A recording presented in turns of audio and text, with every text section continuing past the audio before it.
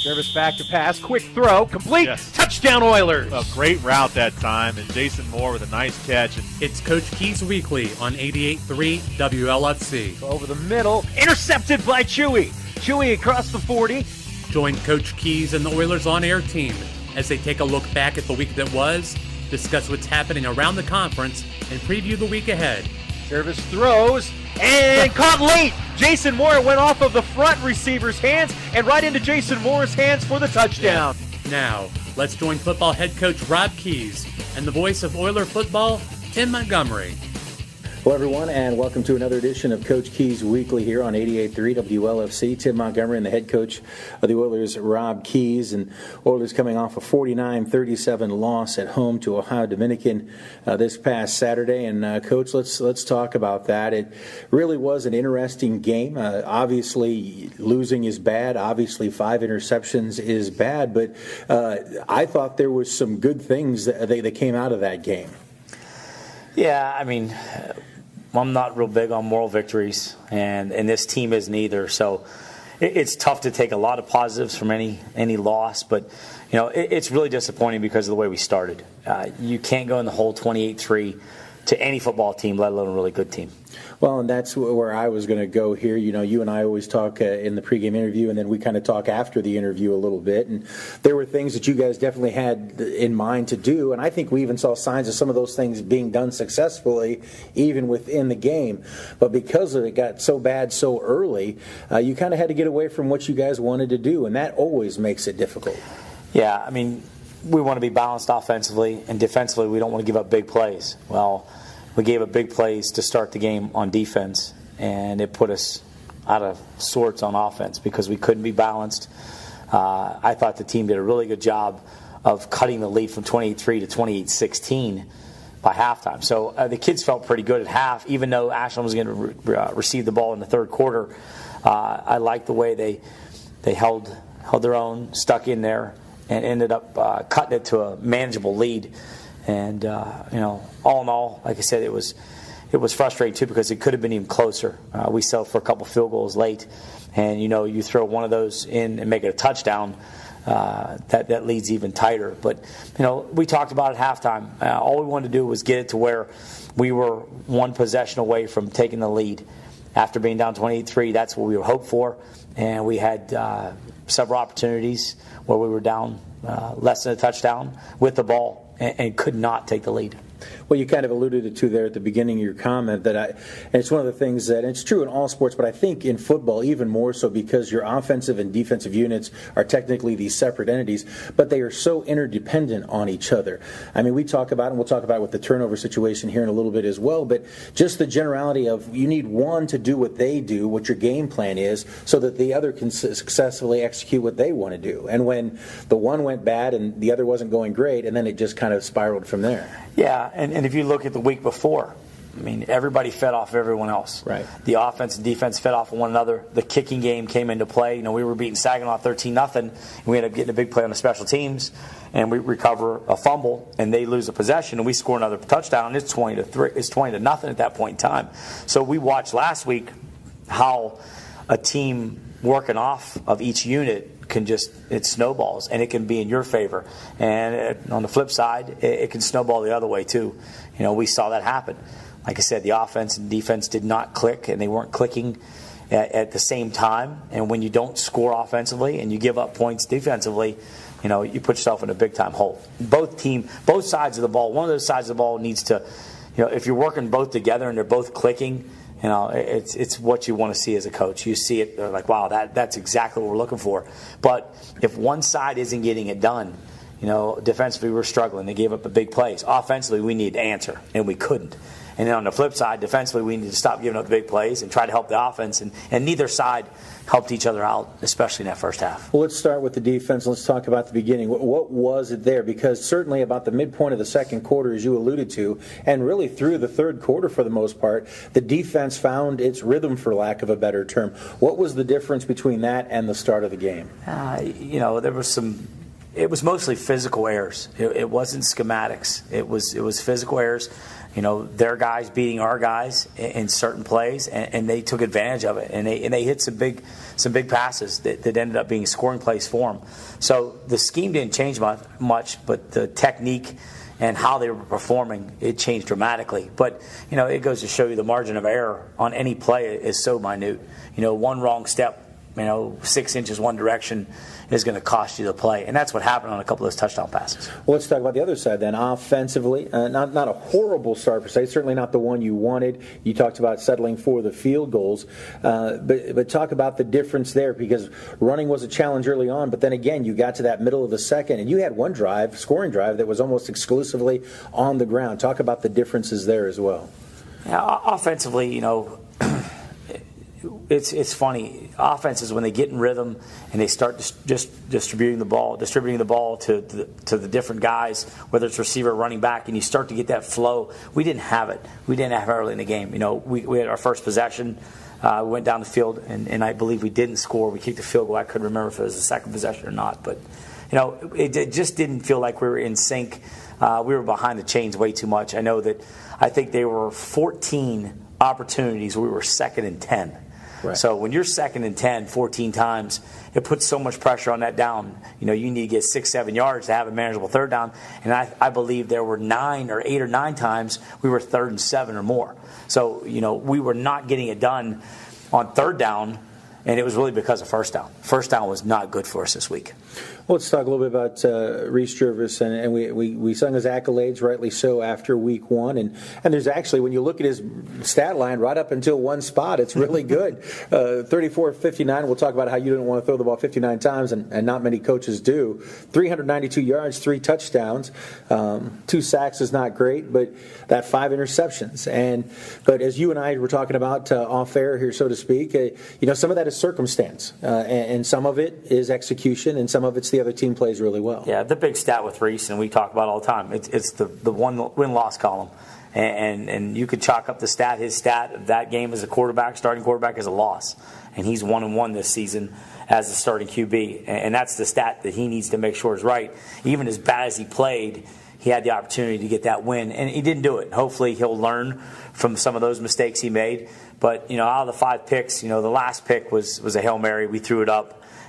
You could chalk that one up as that one really didn't count. I know everything counts, but right. And then one interception, wide receiver just didn't push back to the ball. It was a spot route. He spotted up and he started to drift.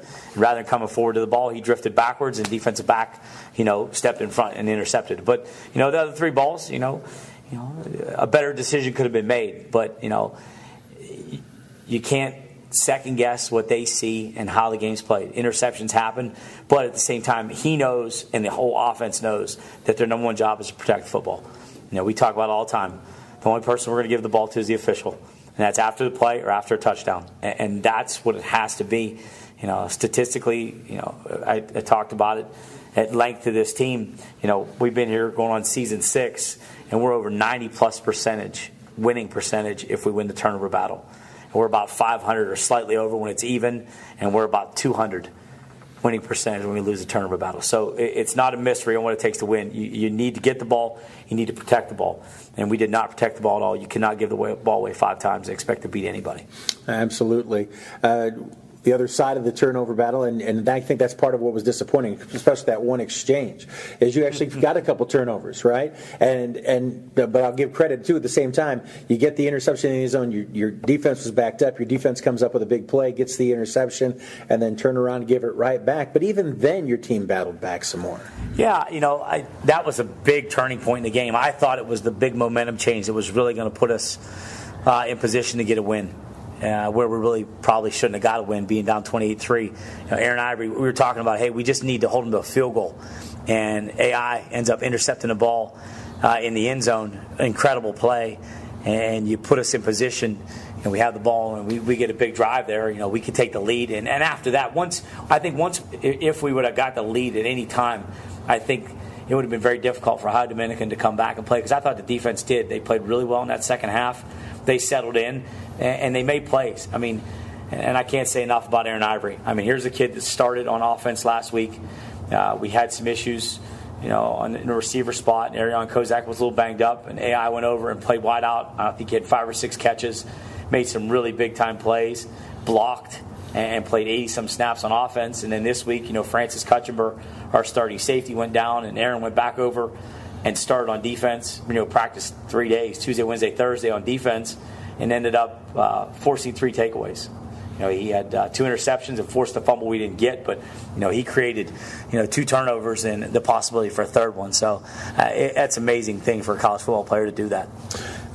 I do probably the same thing you do, and that is after the game I'm on my drive home and I think about the game and what I saw, and because I know we're going to talk. And one of the things that I think sometimes gets lost when you lose a football game is the other football team can be pretty good too. And I give Ohio Dominican a lot of credit. They weathered that storm. Yes, they were up 28-3, but they saw you guys come back, and you get the 3 and out to start the second half, and then you go down and score. You're within 5, but give them some credit as well. They righted the storm as well. That drive, they came back and converted a lot of 3rd and longs, a 4th and long. Got to give them some credit in this equation too. Oh, I did. That was the first thing I said in the post-game interview. And if you read the Courier, that's exactly what I said. A ton of credit goes to ODU because, first of all, they're a very, very good football team.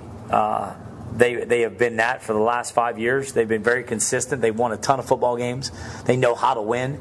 And, we did. I mean, They did. I don't know if they took their foot off the gas when it was 28-3, but we knew that it was desperation, and we're a pretty good football team too. So we got ourselves back in position several times, and every time we got close, they were able to keep us at bay and not let us get that lead. So they have some really good football players, especially on the defense side of the ball. Billy Eakins, who intercepted the pass, he's played a ton of football in this league, and he's made a ton of big plays for them. All right, well, let's put that one in the books at the end of the day. 49-37, Oilers are at 1-1. We're going to take a timeout. When we come back, we'll talk about this week's opponent, and it doesn't get any easier as the Oilers go on the road and face Ashland University. When we return on Coach Key's Weekly here on 88.3 WLFC. Jervis back to pass, quick throw, touchdown Oilers! Join us Saturday night when the Oilers head to Ashland to battle the Eagles. Over the middle, intercepted by Chewy. Tim Montgomery will have all the action from Jack Miller Stadium. Pre-game beginning at 6:45, kickoff at 7 o'clock. Jervis throws, caught late, and right into Jason Moore's hands for the touchdown. Yeah. This is your home for Oiler football, 88.3 WLFC. Welcome back to Coach Key's Weekly here on 88.3 WLFC. Tim Montgomery with the head coach of the Oilers, Ron Keys, and let's talk about this week's opponent. I said it going into the break. It doesn't get any easier. You take on the number 5 team in the Ashland Eagles this week, and I tell you, Coach, I've looked at the stats. I've watched some video, and I know you've watched 100 times more video than I have. This is an impressive football team. Yeah, I was saying to you, there's not enough time in this segment to go over all the superlatives that the Ashland Eagles possess. They're an incredible football team. They are about as good as I've seen a Division II team in a long time. Top to bottom, they're deep, and they have everything it takes. Offensively, they're balanced. They can run it. They can throw it. They have playmakers. They have a great quarterback. And on defense, they are loaded with talent, with a ton of playmaking ability. And it is. It's a testament to the way they've built that program. And every week, Ashland, to beat them, number one, you better be at your best or even a little better to have a shot to beat them, especially at their place. Yeah, there's a couple things about them that stand out to me, and I'll get to those in a moment. But let's talk about their game last week. Wayne Staten, kind of an unusual game for them. The weather messed them up. They had a weather delay, and both teams have to play with that stuff. But they actually found themselves down 12-0 at the end of the first quarter. 12-6 at the half, but something when they came out of that locker room, they just exploded for a 23-6 advantage in the third and then never looked back. No, they didn't, and you could tell there's such a calm in their team. They're very a veteran ball club. They have a lot of seniors, they have a lot of juniors that play a ton of football. You don't see a ton of freshmen in there too deep or sophomores. These guys have been through the wars. This is an undefeated regular season team from a year ago that's pretty much everyone's returning, as well as a team that has been in national playoffs. So, it starts, again, with the quarterback. Travis Tarnowski, all he has done is win a lot of football games in his career as a starter. And he does what it takes. And he's got a very good arm. He's elusive. He creates when he needs to.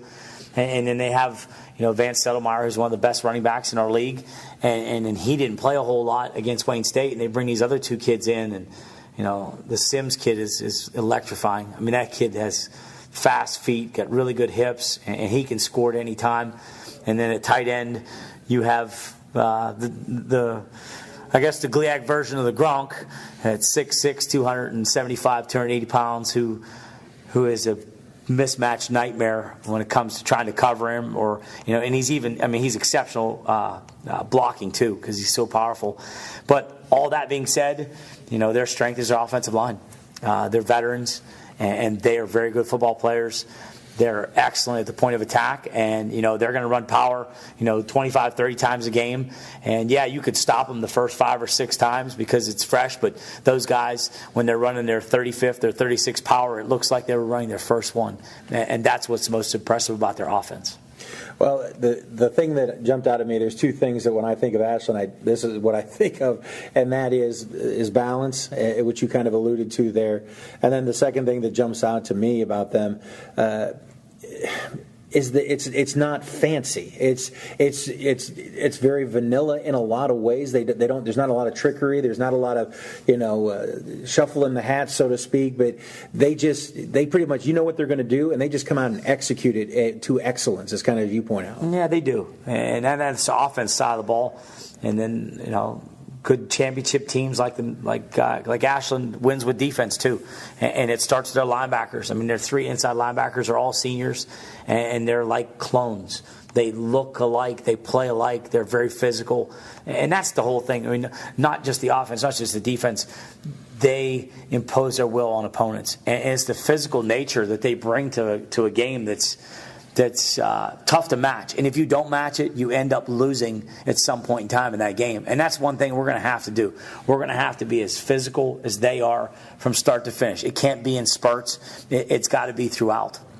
You talk about the depth of this team, and I think I was looking at their all-purpose yardage stat, and they have 6 guys, I think it was, averaging over 100 yards a game. I'm not sure how that happens, but that's how the numbers break down. And they do. You mentioned Settlemeyer set out a little bit last week, and the other 2 guys was a Keyshawn Sims and steps in, and he just has an impressive day. But it's just one guy after another, and you can't key on just one. And I think that's one of the things that makes Tarnowski so good is because you have to keep track of the tight end, you have to keep track of the wide receiver, you have to keep track of both running backs.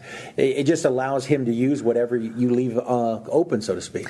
Yeah, and we talked about it as a staff, with the offensive staff and the defensive staff, preparing for this game. This game is won by a team.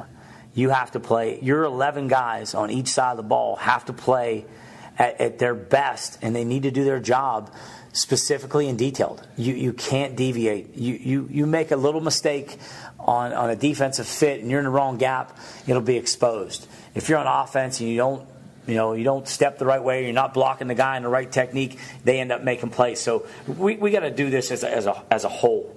All 11 guys have to do their job with a physical nature and really an execution that has to be nearly flawless. Play after play after play. We cannot be inconsistent in any way, shape, or form. You talked about the offense earlier, and I think we kind of touched it there. Let's move to the other side defensively. Of course, this is a team that has turned out NFL players on both sides of the ball, but it really shown up on that defensive line area here the last couple of years, and it seems like they're one of those programs, and there's a lot of them. Grand Valley's another one of them. Ferris State is showing to be one of those where they don't, have to go. They just reload. They don't rebuild. They just reload. Yeah, they do, and it's the program, and I give Coach Owens and that staff a ton of credit. I mean, if you're looking at a program that you'd like to mirror, it would be them, because they do. They do a great job recruiting the state, and there's a ton of good football players in the state of Ohio. Believe me, there's a lot of guys that I've had on campus in my office. I'd love to have said, hey, yes to Findlay, but they said no, and they chose University of Ashland. Or Ashland University, and I can understand why at times. They've made a huge commitment, and that commitment has been shown because it has brought results. They have won championships, and they've been in playoff games. But at the same time, it's another team on the schedule. And I told our guys, I look at everything in my life as an opportunity. And the bigger the opponent, and the bigger the stage, and the bigger the underdog you are, the bigger the opportunity is. And that just goes back to my playing days. I mean, and there was a lot of people that said, going to West Virginia as a walk-on probably a dumb idea. You're not going to play too many snaps. And I love the aspect that, you're telling me something I can't do. I'm going to prove you wrong. And hopefully this team has that same kind of mindset because, yeah, they're very, very good. And I'm not going to take anything away from Ashland. But at the same time, I don't know how good of a football team we are, but I don't think we're too bad. And we'll have another Saturday to hopefully define how good we are. But our guys are looking forward to the opportunity and the chance to play against a great opponent once again over at Ashland.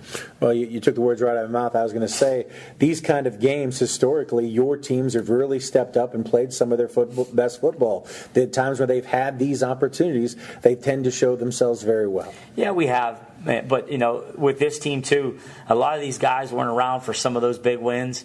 And these guys are still waiting maybe to have that benchmark win that they can maybe hang their hat on and build some momentum with. I mean, I know this one would be an awesome one to start with.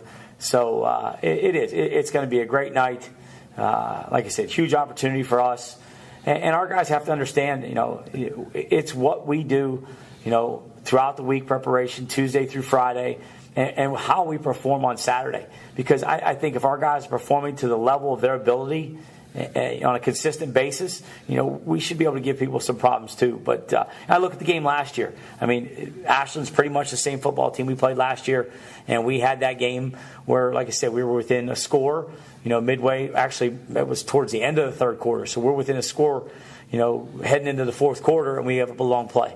One guy missed, one outside linebacker didn't fit it right, and the safety took a bad angle, and they scored a touchdown. And that's what Ashland does. And that's why, the margin of error and our mistakes have to be limited on all parts of the game, offense, defense, and special teams. Sometimes it comes down to the special teams, and I really thought Tyler bounced back. Had a couple little glitches in week one, but he really bounced back. And I know you, like you said, you would have rather had touchdowns on a couple of those drives, but it was good to have him there when you needed him.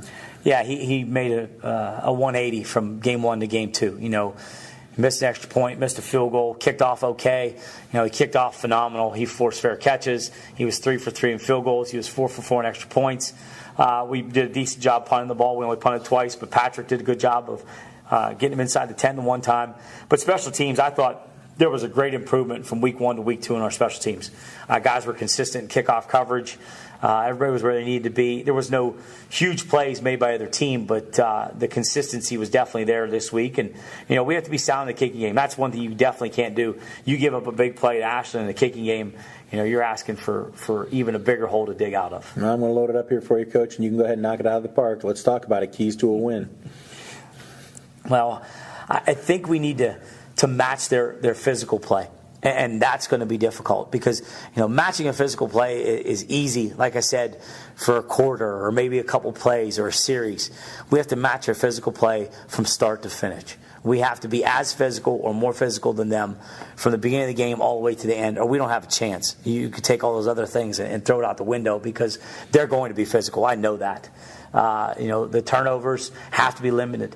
We cannot give the ball away 3, 4, 5 times and expect to even be in the ball game with Ashland. And defensively, it goes back to, like I said, 11 guys need to defend every play. It can't be one guy not doing his job. All 11 guys got to do their job. 95% efficiency, throughout most of that game. And our players have to understand that, like I said, the margin of error against a team like this is so slim. A minor mistake against a team, maybe not as good as Ashland, you can get away with. But any mistake you make is going to be magnified. So we got to eliminate the mistakes. All right. Oilers go on the road for the first time. Kickoff at 7 o'clock. We'll have pregame at 6:45. Hope you make plans to make the trip over. But if not, tune in right here on 88.3 WLFC. Thanks, Coach. Let's get a win. Appreciate it. Thank you. All right. We'll see you next time for Coach Keys Weekly here on 88.3 WLFC. Service back to pass, quick throw, complete, Yes. Touchdown Oilers. A great route that time, and Jason Moore with a nice catch. And Thank you for listening to Coach Keys Weekly. Over the middle, intercepted by Chewy. Chewy across the 40. Tune in every Tuesday night during the season for your connection to Coach Keys and Oiler football. Service throws, and caught late. Went off of the front receiver's hands and right into Jason Moore's hands for the touchdown. This is your home for Oiler football. 88.3 WLFC.